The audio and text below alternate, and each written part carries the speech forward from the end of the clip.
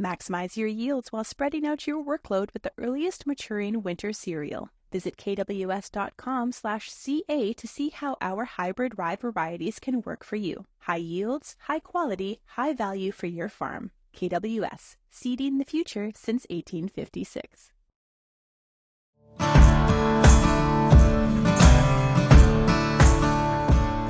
I'm Lindsay Smith with Real Agriculture and Real Ag Radio, and it is my great pleasure to be able to host the Beef Market Update today. So joining me, of course, as always, it's Anne Wasko with Gateway Livestock Exchange. Welcome here, Anne.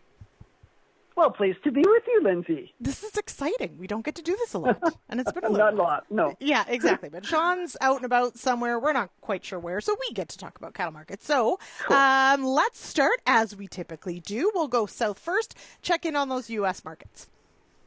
Yeah, well, kind of still holding these prices, these cash prices together pretty good given where we are in the calendar, deep into July now, right?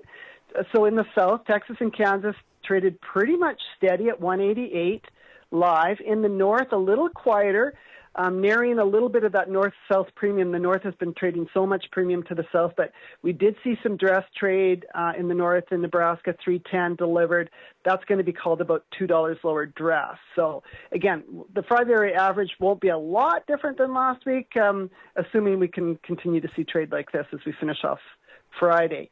The cutout keeps coming off. Is that a surprise? No. So the choice cutout last night closed $5.50 lower than last week's close, so we closed at just over $316.100, and the select is narrowed up its spread a little bit from where it was, $16 to $17 back of that choice. So again, not anything kind of out of the ordinary for this time of year.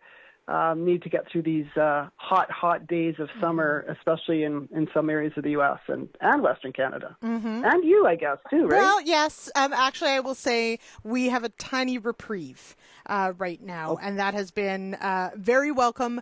We had the torrential rains earlier this week, and certainly parts of the U.S. would have experienced that as well, and that just oppressive humidity and heat. But we're in a bit of I don't want to jinx it because probably other people don't love it, but the cooler nights are definitely making it a little easier to bear. So let's hope that means livestock keep eating, start eating again, keep growing. Well, and maybe consumers going to grill a steak if it's a little bit cooler too. Think of it that way. Indeed, because all I was eating was cereal because it was too hot to cook. So there you go. I am one of those people. Okay, now we do have a report coming out later today. What are we anticipating there? Yeah, just staying with the U.S. news for a second before we come back to Canadian prices. The U.S. on-feed report comes out this afternoon for July 1st, and the guesstimates for this report say they still are expecting on-feed numbers to be up 1% from a year ago. June placements are expected down 3%, and June marketing's down 8%. Now, there was fewer days, quote, actual harvest days in 24 than in 23 in terms of the month of June, so that's part of the reason for that down. But again, it's been a slower month. Cattle are heavier. We're still producing lots of beef with smaller kills on the fed cattle side. Now, coming north, it looks like when Canfax gets everything said and done in terms of reported prices, it's going to be pretty close to steady money in Western Canada this week. So $428 delivered dressed. I think we saw quite a few cattle trade up. There was a few cattle trading live in that 250s area. So again, average is expected to be pretty close to last week. The one comment I did want to just make, Canfax puts out, of course, their monthly on-feed report for Western Canada each month. And last week, they released their July 1 report. A little different trend than what we're expecting to see in the U.S. The on-feed numbers have been consistently dropping each month this year. And so July's numbers were down again from June. And just comparing it to the 5-year average, for example, Lindsay, on-feed numbers are down 7% now in Western Canada versus the 5-year average. So they're coming down. Heifer placements year to date also down 7%. Month to month, we're getting some crazy wild swings in placements, but I think that's going back to this year we've had phenomenal moisture conditions, so we've got grass and we've got choices, where the last few years we just haven't had those choices. And so I think comparing to last year month to month is, we're seeing some of these big variations, but again, for the long haul, we're seeing heifer placements, like I say, year to date running down 7%. Okay. So maybe good news. And certainly that return to moisture maybe means that, as you mentioned, ranchers' hands aren't necessarily forced as to what they could do. Maybe they have a bit more choice in hanging on to some heifers a little longer, or perhaps as replacements, which is pretty neat. As we sort of keep drifting lower with these on-feed numbers, how long does that go on before it starts to correct itself? Well, I guess that's the big question. We used to talk about moisture and profitability would be the signals you needed to see some retention start to happen. I don't think it's as clear cut as that here in 24. We'll have to wait and see until we get into the 24 calf crop this fall to see what decisions are being made. But these are also record high prices, opportunities for profitability levels that we haven't seen in a long time. And we've got higher costs and the interest rate piece. All of those, I think, have got, like we said, producers are going to have the choices, but better options and choices when you've got grass. But I don't think it's a slam dunk that you necessarily see it move into expansion. So we'll be very clear once it's in the rearview mirror, Lindsay, but we're not at that point yet. Yeah, absolutely. A lot of things factor into it. We've still got a few more numbers here to get through. Import data.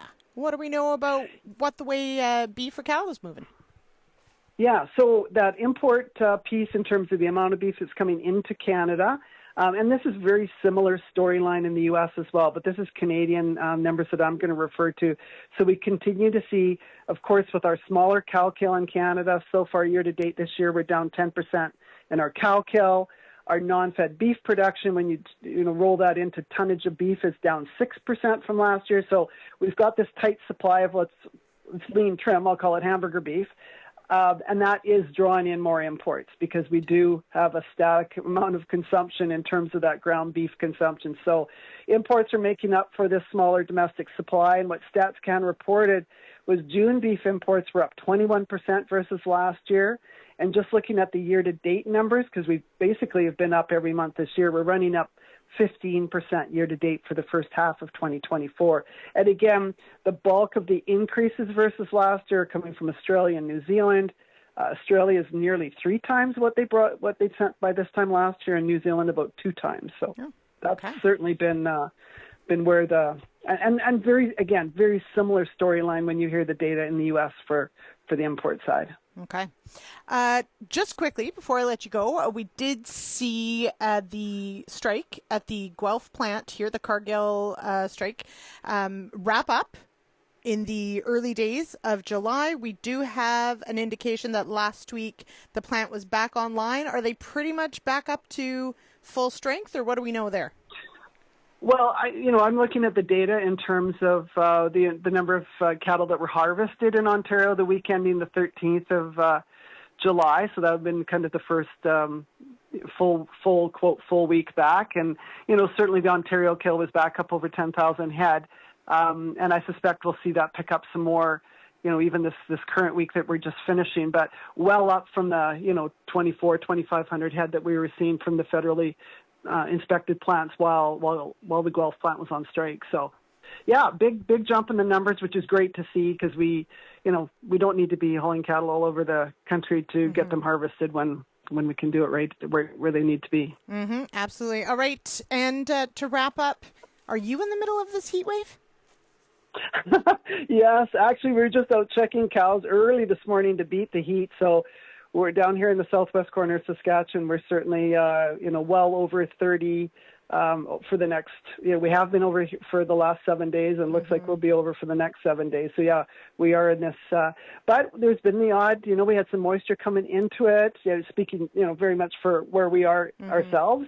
And so things are still looking good. But, this kind of heat, if you haven't had the moisture or if you haven't been lucky enough to get under one of these thunderstorms, then I suspect it could be starting to look like, impacting some crops. But again, that's out of my arena. But it is hot, and it's been hot for a while. Yeah. All right. Well, let's hope for a little cooler. We know those bulls need to be working, and we need that grass to stay green. So we'll hope for just a little reprieve, if you could. All right. Anne Wasko, thanks so much for joining me here on the Beef Market Update. Okay. Thanks, Lindsay. Have a good one. You too.